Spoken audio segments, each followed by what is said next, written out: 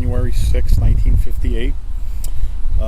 Nothing special. My parents divorced. My father was a career Marine, and so I grew up for a while, until about the age of 12. They were together. So I grew up on Marine Corps bases around the country, but still from the Philadelphia area. So I became interested in the military at a very young age.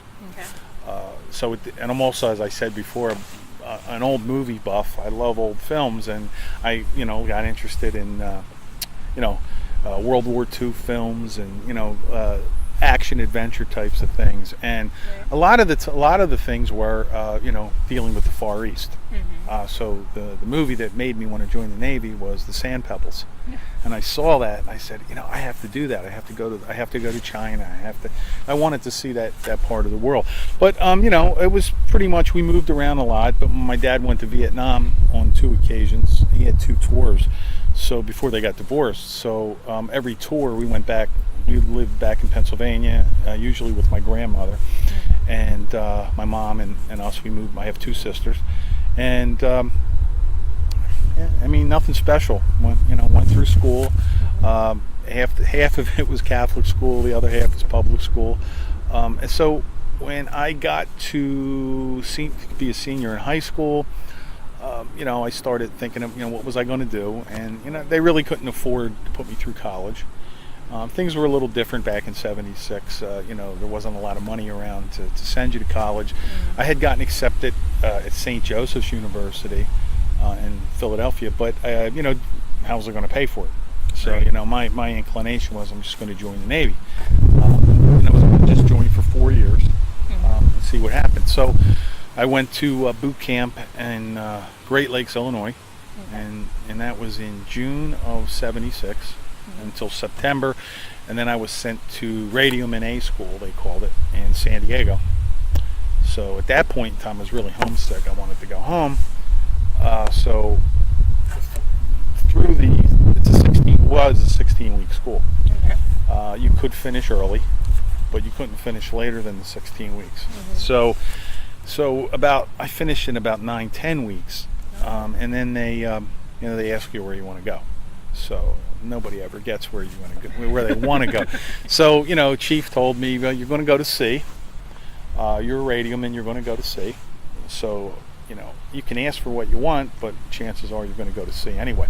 So I figured, okay, well, the first thing I learned, you try to outsmart the Navy, but you couldn't. So I said, all right, I wanted to go back to the East Coast.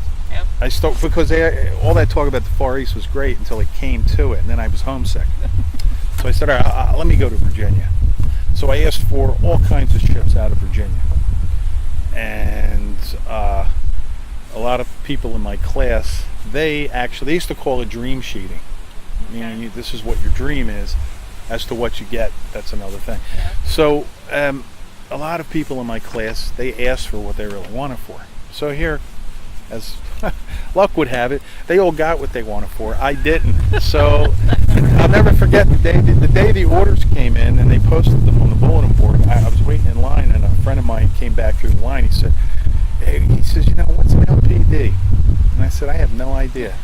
And I said, why? And he says, because that's where you're going. And I said, where? He goes, right down the street in San Diego. I'm like, are you kidding me? So I'm like, so I was so disappointed. I was like, I'm going to be in San Diego. Okay, so what am I going to do now? So I have to deal with it. All right, so I went home. That was the only Christmas I was home for. I finished school about a week before Christmas that year, '76. So, okay, you get 2 weeks leave, and then you have to report to the ship. I think it was late December, right after Christmas. So I go home. So then I telegrammed the ship, and I asked them if I could stay an extra week. And they granted it, so I didn't have to report until after January 1st, whatever date that was. And I get there, and what I see is, I'd never seen this before. The ship was in dry dock, so it was out of the water. And I'm looking at this like, oh God, this is, what did I do? This is, so, like anything else, you start at the bottom. Even like I was in a radio department, but I didn't know anything. And so you think you do, and you go into the radio shack for the first time, and when the guy who's going to be your boss and then the chief, and they tell you everything you learned in school, forget. That just means you're trainable. Yeah. You keep your mouth shut, your ears open. So it's kind of a shock. It's a lot better than boot camp, but it's very humbling. So, we were in the shipyards for, I think we were still in dry dock for another 3 months or so. We lived ashore in barracks. And then we went to work every day. And maybe once a week you had duty and you had to stay on the ship. And that was pretty much, you start to learn the paperwork and all, but you're doing you're taking the trash out. You're sweeping the floors of the decks, you're mopping the floors of the decks, you're doing all the painting. At one point, myself and another guy who were very good friends, he couldn't make this reunion, him and I, we were detached because we didn't really know anything. We were sent to engineering to help them finish their work, and we ended up in what they call the shaft alley. And it's at the very bottom of the ship where the propeller shaft runs through. So we had to climb in there, and we had a needle gun, the old paint and rust off, and then paint that. I'm thinking, I joined for this? And then it does get better, and then we start going to sea, and we start training, and then they start teaching us the job. Then it kind of became neat, as a kid, 18, wow, this is pretty cool. Like I knew things, like Mark said, I knew things that a lot of other guys didn't. We had top secret clearances, and so we handled classified material, and we sent messages to the shore and received them, and we interacted with the office. That's why with the officers quite a bit. That's why I know the captain well, and a couple of the officers here. I know them. Yeah, it's 38 years later. I still call them Mister. Right. Okay, I still call the captain. He says, "Call me Larry," and I can't do that. It's just out of respect, but he's a good man. So they kind of they take you a little bit at a time, and they start to give you more responsibility, and you start to make a little bit of rank, and then comes time for the first deployment. Now there's a lot of stress and anxiety. Like, what am I going to do? What's going to happen over there? And okay, it was during the Cold War, and nothing was really happening, really. But there were tensions, and you might pass Russian ships at sea during tense crisis periods, and kind of stare each other down, and the stress of what's going to happen. When we were in Korea, when the current leader of Korea, his father was the leader back then. So there was always saber rattling and things like that, and you would always train for the worst.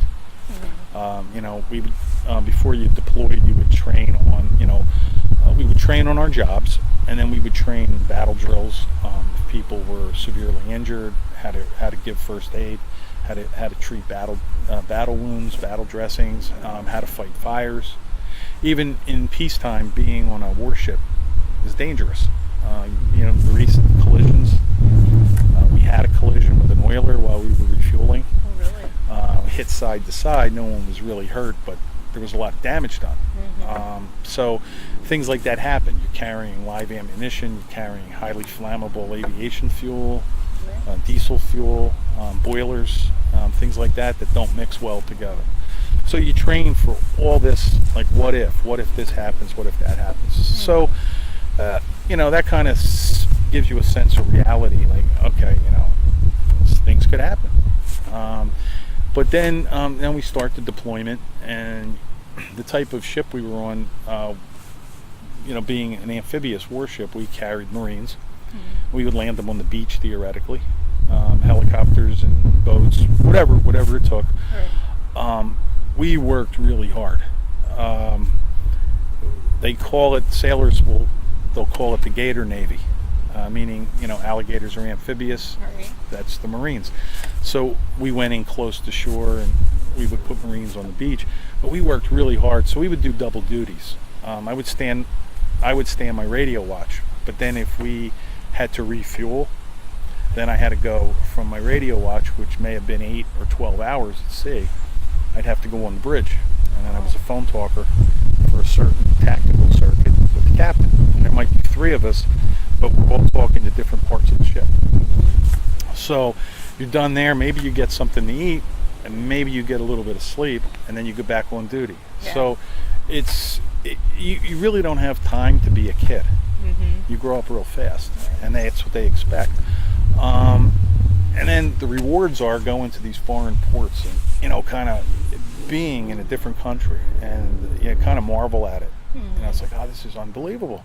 I'm here, I'm there. The first time you see Hawaii, and that's in the States, right? So it's like, oh, this is really neat. And then the next thing you know, you're in Okinawa, Japan, and you're in Tokyo, and you're in Sasebo, and you're in the Philippines, and you really get this is, it opens you up to, it's a big world, and, people are people, and you like interacting with people. And I used to enjoy trying to get out amongst people. I didn't really go alone. A couple times I did, but most of the times there would be 2 or 3 of us, maybe more. And just kind of meeting people. Some people were very nice. They'd even take you in their home and feed you or show you around, like Mark was saying about Australia. But even like a lot of these Asian countries, if you respected them and didn't be the typical ugly American, I like to call it, if you respected them, they'd be very nice to you and teach you their customs. And it's just kind of neat to be out in the world and say, there's a whole other thing besides where I come from. I'm out there. And so your life kind of, at least my life kind of followed that pattern. You did all that, and you worked hard. And before you knew it, and being single, I didn't mind being over there. I would say almost through my first deployment, I wanted to stay. And I tried to transfer to another ship that was relieving us, and they didn't have room for me. So you go back to the States. And when I was overseas, I felt very emancipated. I was, I'm out on my own. I'm doing my own thing. This is great. People respect it. Now I come back to the States. Now it's like, okay, now you're back to reality. That wasn't reality. Now it is. And it's like, okay, you're just a regular schmuck again, And then pretty much, then for myself, after our first cruise in 77 into 78, then I made E4, which in the Navy is pretty traditional, and you become a petty officer. So now you earn some respect amongst the older guys. So now you're a petty officer. You have your pro, it's called. You have your rank on your sleeve now, and you have more responsibilities. It's something as simple as you stand quarterdeck watch, which is basically guard duty for people coming and leaving the ship. You're armed, so then you have to. It's another responsibility. Now you have to learn how to handle a weapon. And when you can shoot it, when you can't, things like that. And you have to learn all these little intricate details or these traditions that the Navy has. It's very traditional, and I think that's why I really started to really like it.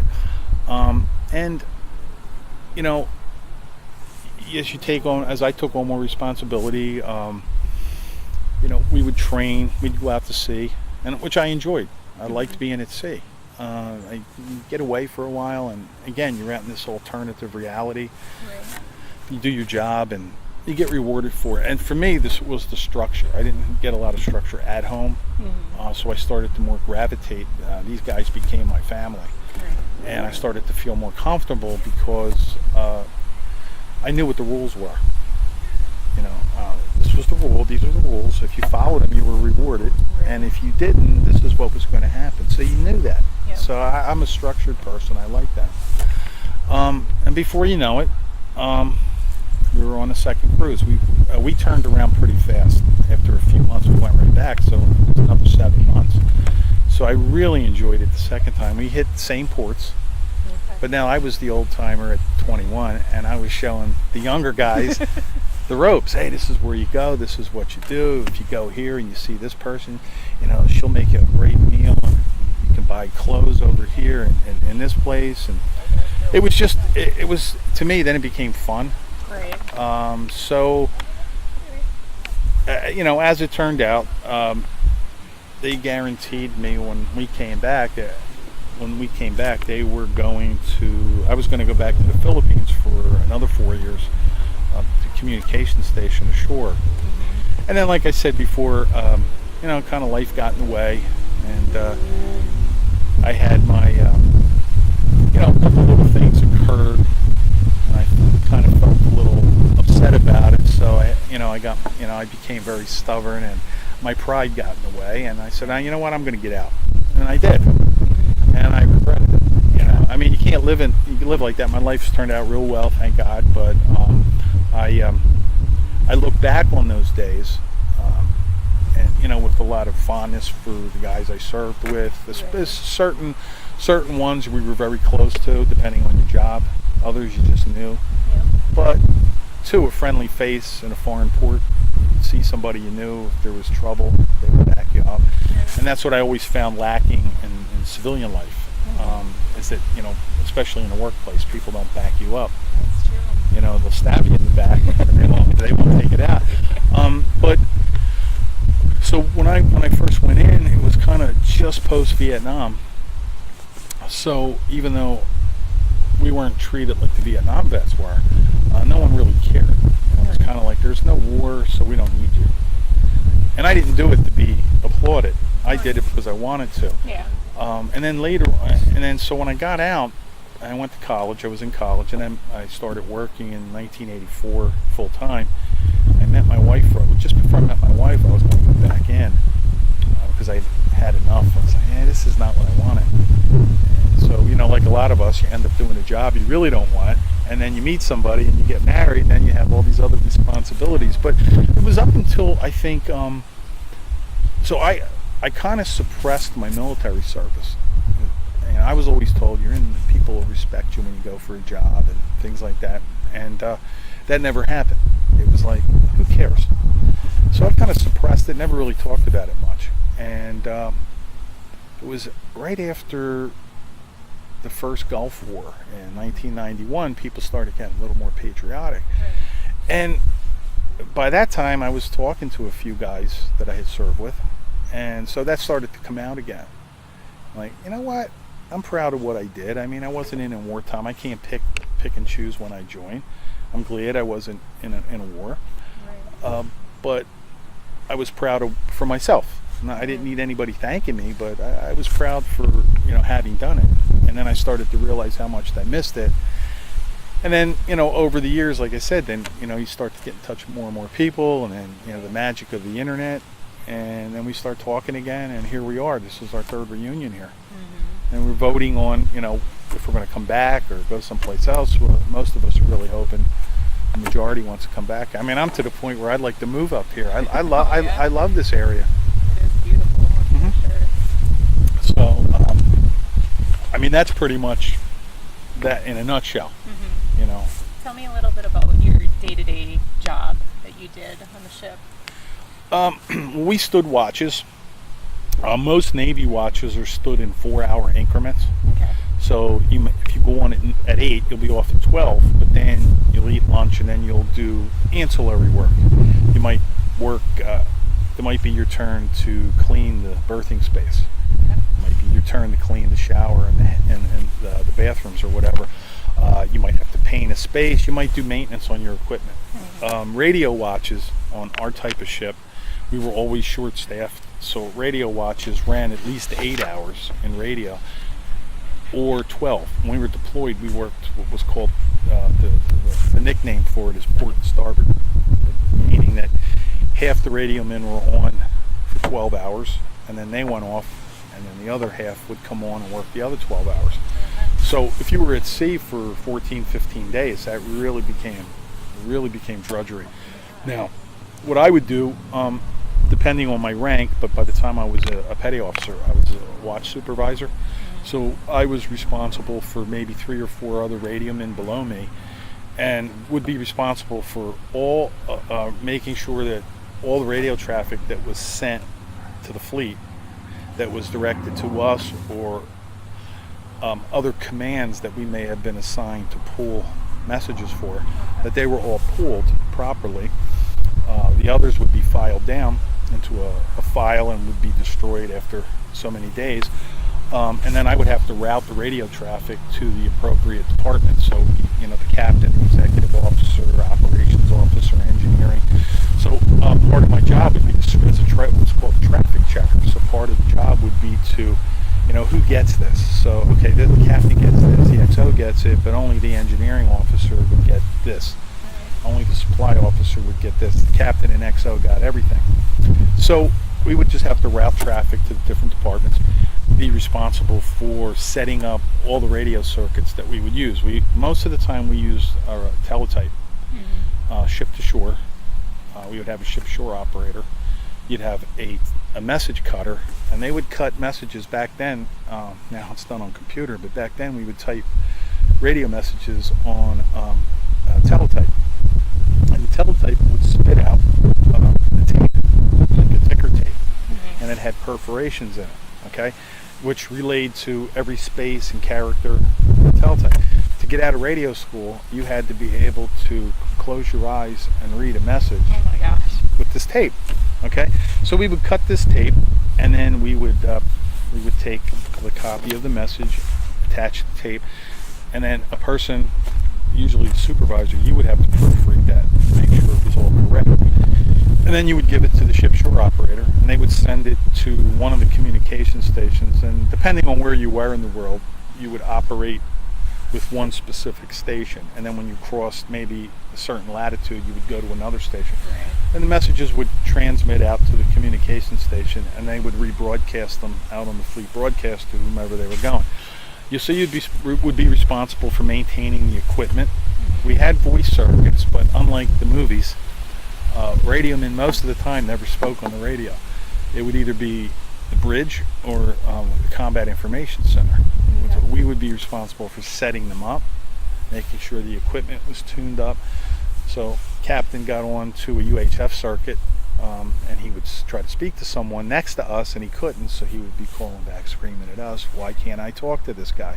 And I'm working on it. You'd have to check the equipment. So you're responsible for maintenance, upkeep of the equipment, making sure that radio traffic was sent to the proper people, messages were routed to the proper people, messages would be delivered to you, so you'd have to type them up, make sure they got to where they were going, and then, of course, when you were off duty, you had to clean the spaces and make sure everything, take the trash out, just like at home, take the trash out, make the bed, that kind of stuff. Yeah. So that was pretty much the day-to-day function of what I did.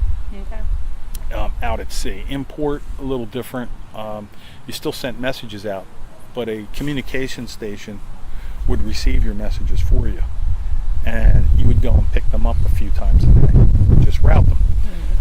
If you had to type a message up, now that was the newest technology in the late 70s, was we had a Remington electric typewriter, and we had optical character reader forms, and they were the size of a regular piece of paper, and they had red lines on them where you're supposed to place all the headers and who it was going to, and you would type this thing up with a certain ball that went in the typewriter, and you type it up, and then you would take it all the way to communication station, and they would put it inside of a plastic card type of thing, and they'd say, "Okay, we can take this one we can't take, it's out of alignment," and you'd have to take it back, type it up again. Oh my gosh. So I'm just making a joke about it, but that's kind of what we did.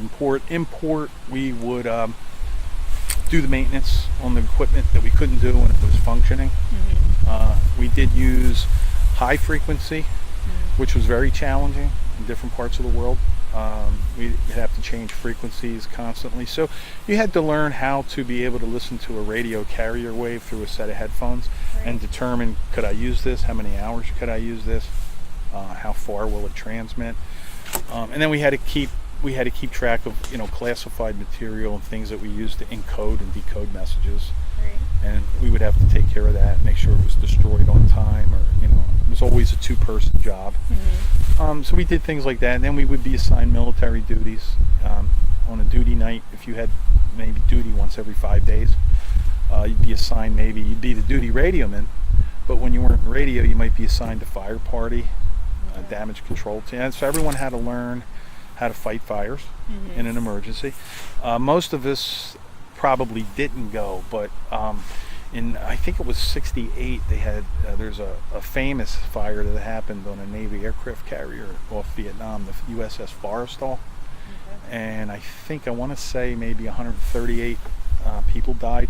Matter of fact, John McCain was on the ship when this happened. They were off the coast of Vietnam. A lot of people died because a lot of the firefighters got killed in the explosion, so people didn't know how to use the so we had to learn how to do that just in case. Right. And then we'd be assigned military duties, such as quarterdeck watch. Like I said, there would be it was like a guard duty. Control the leaving and entering the ship. You might be assigned shore patrol overseas to help the shore patrol that was permanently based, but they would get an influx when ships would come in. So you had to help supplement law enforcement. So you would go ashore as shore patrolman.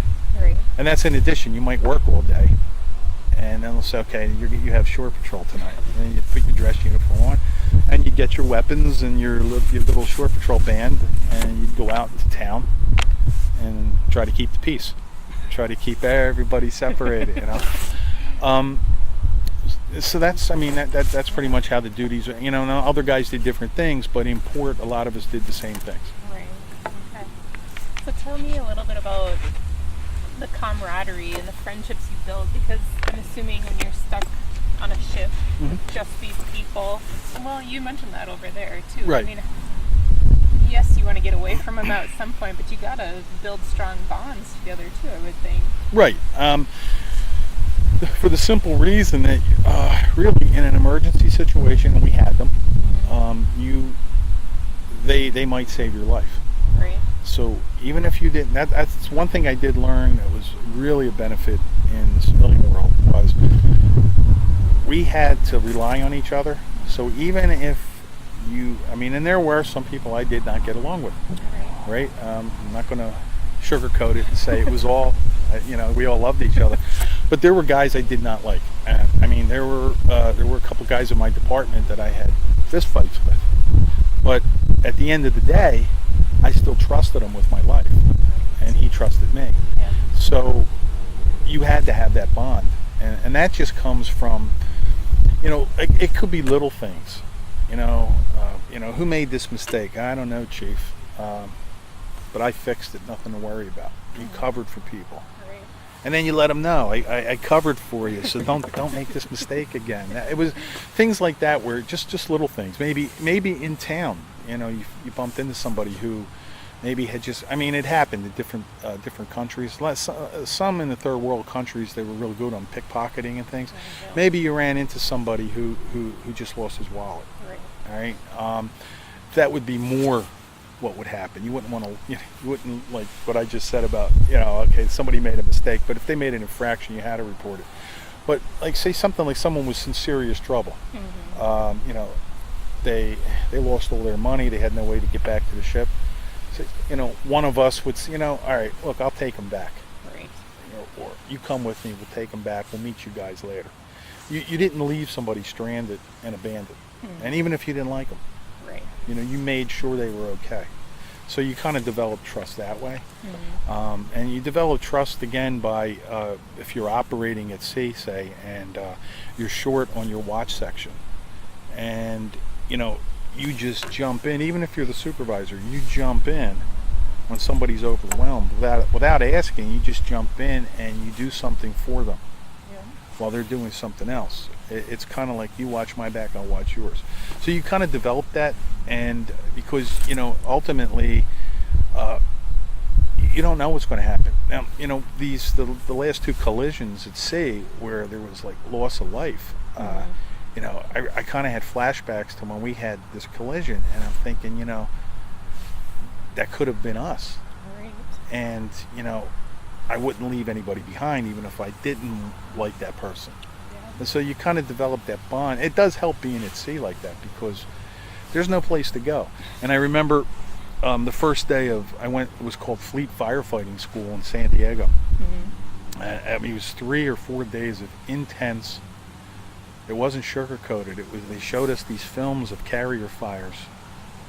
And I'll never forget this chief, damage control chief. He said, you don't have to learn to do this. I'm not going to be your mama. I'm not going to sit behind you and force you to learn this. He said, just remember one thing. Land is always only 3 miles away if you don't want to fight the fire. And what he meant was 3 miles down. Right. So you kind of learn to rely on people, and you have to trust them. You can't have that mistrust. Otherwise, you can't function yourself. Right. you know. So, the emergencies that you were talking about, like the collisions that you guys were in, did you know it was about to happen? I mean, what are you thinking and feeling Well, leading up to this? for myself, I did not know it was going to happen. Okay. I didn't see it coming because I was inside the skin of the ship. Okay. Guys that were on deck saw it coming Mhm. because they scattered as the tanker kind of came into us. But we have certain alarms that we would always test. You had general quarters alarm for battle stations, but battle stations was not just for wartime. It was also for any other kind of emergency, like a fire or a flood. You go to battle stations, which simply meant when you do that, the entire ship is sealed off, so that flooding in one compartment won't spread to another, so you can keep the ship afloat. We also had nuclear, biological, and chemical alarms, which, thank God you never heard those. But we also had collision alarm. Okay. So when you're at sea, once you leave port, if you hear those alarms, you don't wait to be told it's a drill, right? So I happened to be that day. I was doing everybody in the Navy that's below the rank of petty officer has to do a 3-month stint on the mess decks in the kitchen, what they call mess cooking. Nobody wants to do it. I just heard about what that is. Okay. So my chief at the time, I wish he was here this time, I really miss him. He did me a big favor, and he said, I know you don't want to go, you got to go, but I'm do you a favor. See, and he built trust with me. He said, I'm going to send you to the chief's mess. So I worked at the chief's mess. There were a lot of guys that worked in the galley on the main deck, and that was really tough work. Yeah. Think of busboy in a restaurant with less pay, right? Yeah. So I ended up going to the CPO mess, and I was part-time cook. I like to cook, so I cooked. I cleaned up, but I was more like a steward because there were only so many chiefs. Right. So I kept their lounge area clean, did the dishes, did some cooking, and it was kind of neat. In fact, I thought, hey, this isn't a bad. Maybe I'll switch to this. So what happened that day? I was not on the bridge, so I was taking off a lot of those duties to do the mess cooking duties. And that particular morning, before we went into Subic Bay, we were refueling. It was the USNS Mispillion, and I was in the chief's mess, the chief's galley, which was in the forecastle, the most forward part of the ship, and the chief's quarters was right across the passageway, the hallway, and we were dead center in the middle of the forecastle. In fact, if I would have gone out and turned left and walked maybe 30 feet, I could have opened the hatch and been on the forecastle and been outside. So I felt that morning, the ship take a very funny roll. It was kind of like if you were riding the best I can way to describe it is if you were riding a bike and you went into a ditch and you feel it drop and then you try to come out the other side. That's what it felt like.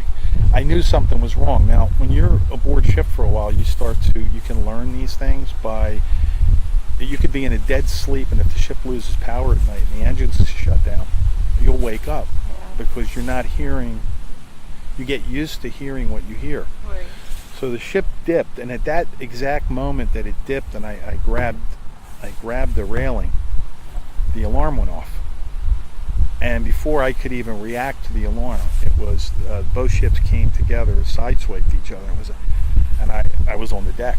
Yeah. I was like, what? And then they sent sound of emergency, and we all went to our battle stations, and then they assessed. We pulled away, and they assessed the damage, and we had extensive damage to the tanker, and we had pretty good damage on the side that I was on. Yeah. So just aft of where I was, there were actually a couple holes punched into the side of the ship. So it wasn't planned.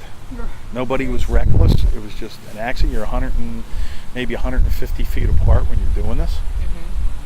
I think Captain Embody said it best last night. He said that was the only thing that kept the U.S. Navy tops in the world, was that we're able to replenish like that at sea and keep ships operating without stopping.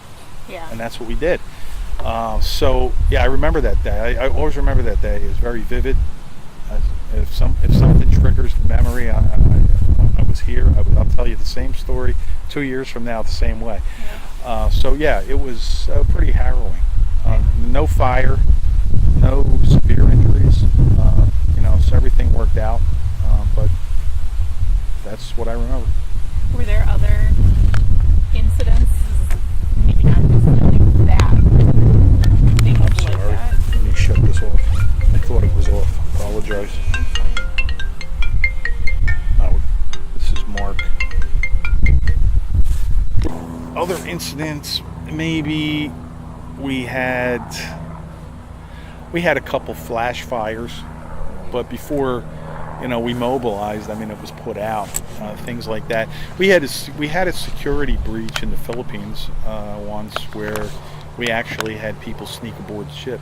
And we were at anchor in the harbor. We came in late. We came in too late to tie up to the pier. It was after nightfall. And it wasn't anything cloaking. I'm going to shut it now. So it wasn't anything cloak and dagger. It was just some guys paddled out. They actually climbed up the stern gate of the ship, and they were trying to steal the brass firefighting nozzles. They were trying to steal the brass because they could take it and melt it down and make little figurines for tourists, and that's what they did. So we kind of caught them. There were they didn't, but some of our security team did fire shots at them. So that was a little that was totally unexpected. I had my partner in crime next to me, who's not at this reunion. He fired a round. It went off maybe 3 feet from my left ear, which I still have ringing in my ear from that. But other than that, I can't recall anything else. But a lot of things we did. Helicopter pilots landing. We do night landings. So we'd have Marine and Navy helicopters bringing people in and out. Bringing people in and out, maybe bringing supplies out, or if there were troops ashore, maybe bringing some troops back in, or SEAL teams or whatever, in different operations. Other than that, that was the most excitement.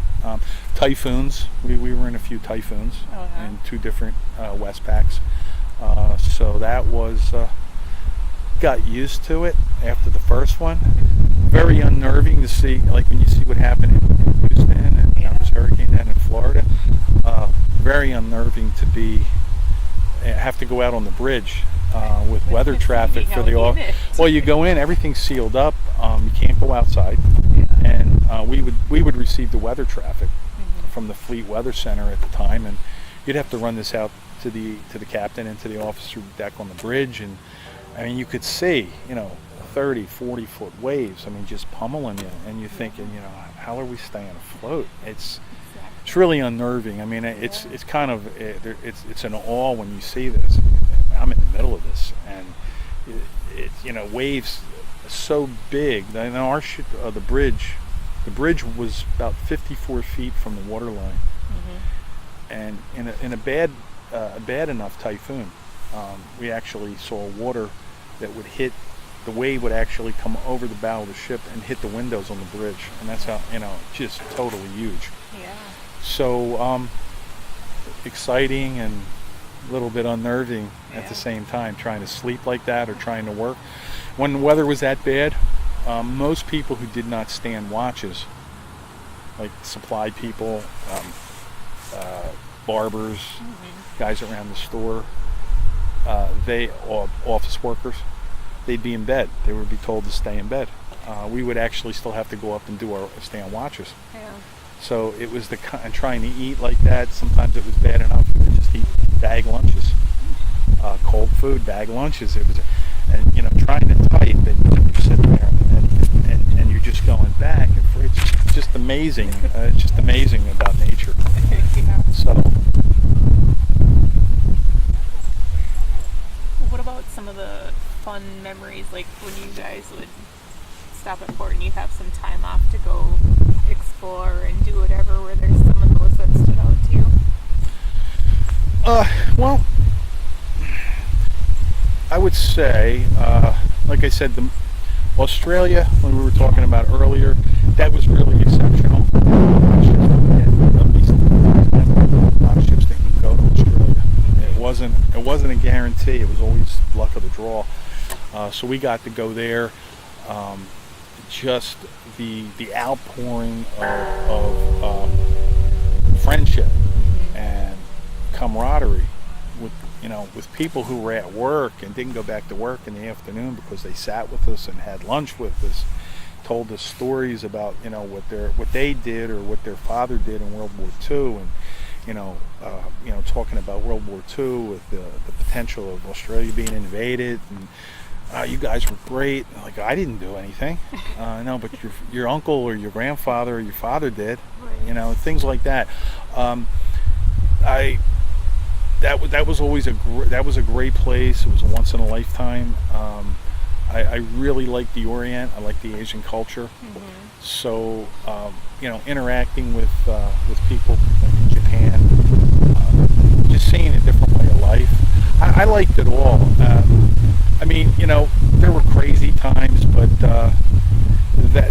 and I'll remember those. But the better things were, just getting to know people, kind of learning the people how to bring together. They may look different, they may talk different, but you're still people. Yeah. And to have that kind of respect. There was some funny things. I remember we were one of the last ships to go to Taiwan, and Kaohsiung, Taiwan, and Keelung, and Taipei. And I spent a Christmas in Taipei. It was a beautiful country. But what I liked, it was always funny, was there was a couple incidents, but it was always funny was, like I remember in Taiwan there was curfew, and all the nightclubs and things like that, they had to shut down at a certain time. I don't recall, it might have been midnight, whatever. And there were about 5 of us, and we were kind of walking around this deserted street.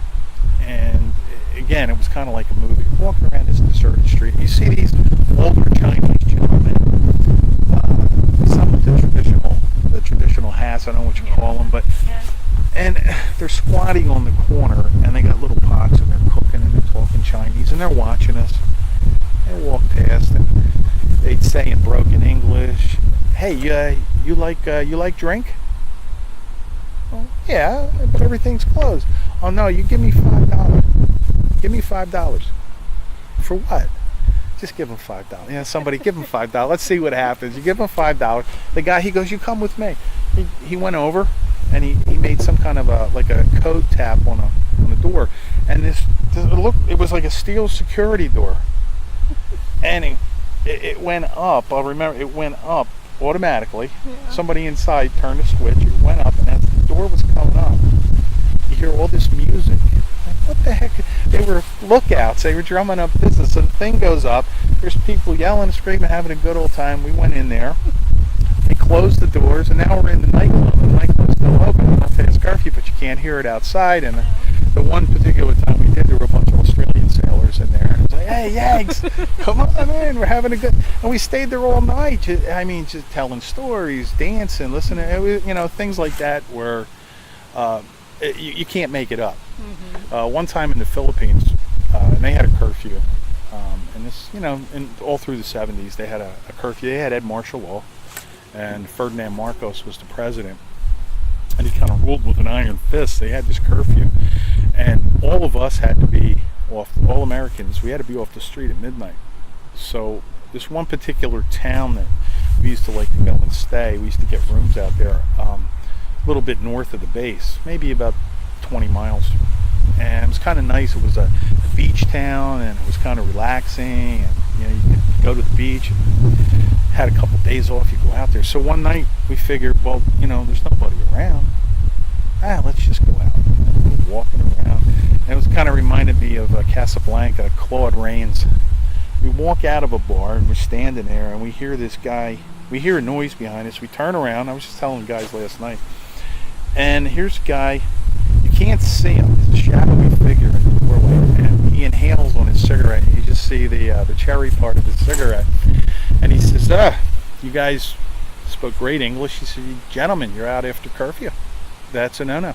He steps out, and he's a Philippine national policeman. And I'm like, uh-oh. He goes, yep, step into my vehicle, and he brings us back, and we get into his car, and they had military ranks. He was like a lieutenant. He had a sergeant with him, so we got in, and he's like, are you stationed here, or is your ship in? No, we got a ship. Well, you're not going to be here too much longer, are you? No. He says, well, we can do this two ways. He says, I can turn you into the shore patrol, and you know what'll happen. You'll get restricted to the ship, and you'll miss a few days, and we know how you guys like it here. Or what's the other, Lieutenant? He says, well, you could pay the fine. There's a fine. And what's the fine? Yeah, what's the fine? He says, how much you guys have on you? As a matter of fact, that's the fine, he says. We paid him off. And then he said, okay, now you can be my guest. It was like Claude Rains in Casablanca. I couldn't believe it. He took us out, but we were his guests. So it was okay to be out after. Anybody said anything, he said, I've arrested them. And we're out drinking with them. And then he took us back to our hotel, and thank you very much. You'll catch one of your shipmates will help you get back to the ship tomorrow. Have a nice night. And that was the end of it. But it was stuff like that no one believes unless they were there. Right. They think you're making this up. But I mean, funny things like that. Pretty much anywhere it happened. Yeah. We went to. I like the history. I love history. I really liked World War II history, and I got a lot of that in the Pacific. We went to the southern Philippines and an island called Dumaguete, and I think at the time we were the first American ship to go there in years, and it's a college town. They spoke a different dialect than in Luzon, where we had been many times. People were much friendlier. Weren't trying to shake us down. And we hung out, a few of us, at a Philippine Coast Guard station down there.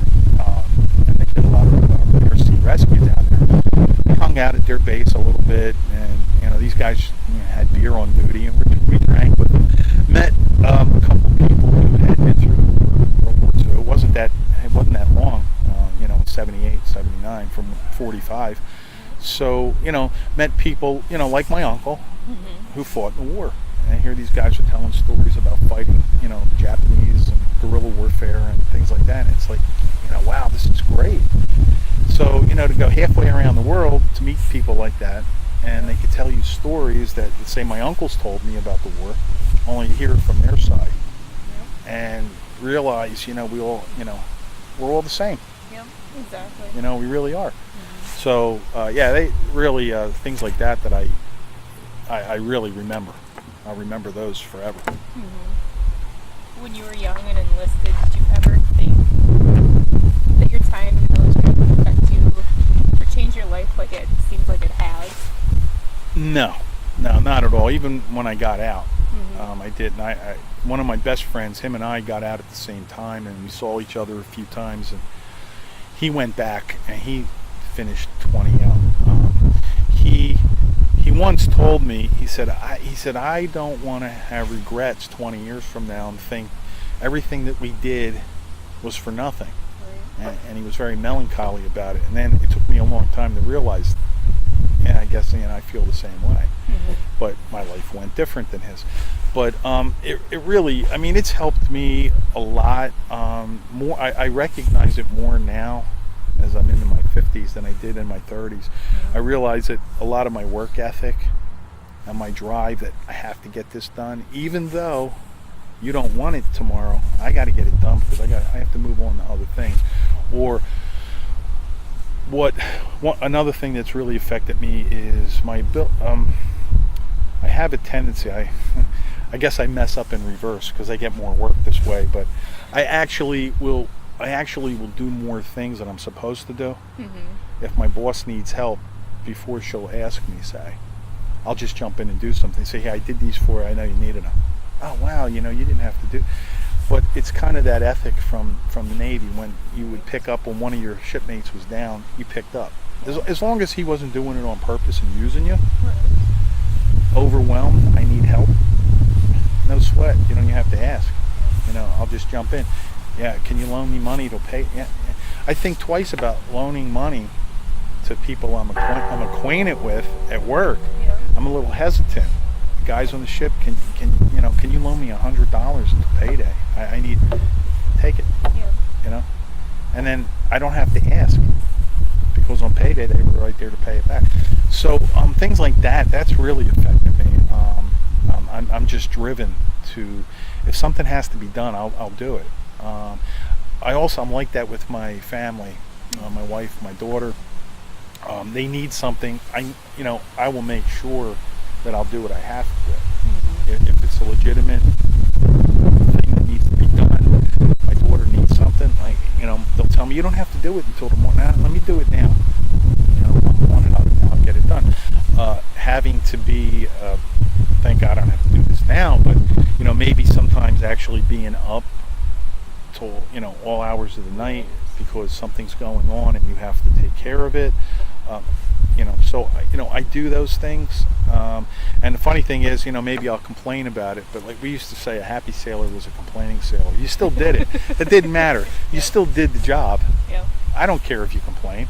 Just do it. Just do it. I think those are kind of my questions. Is there any more stories you want to tell from your experiences or anything? Not that I can think of right now. I mean, some of them would be repetitious. They would just be in a different country. But I mean, if going forward, I have all your information too. Yes. I mean, I can post more Absolutely. as they come Please up. do. Okay.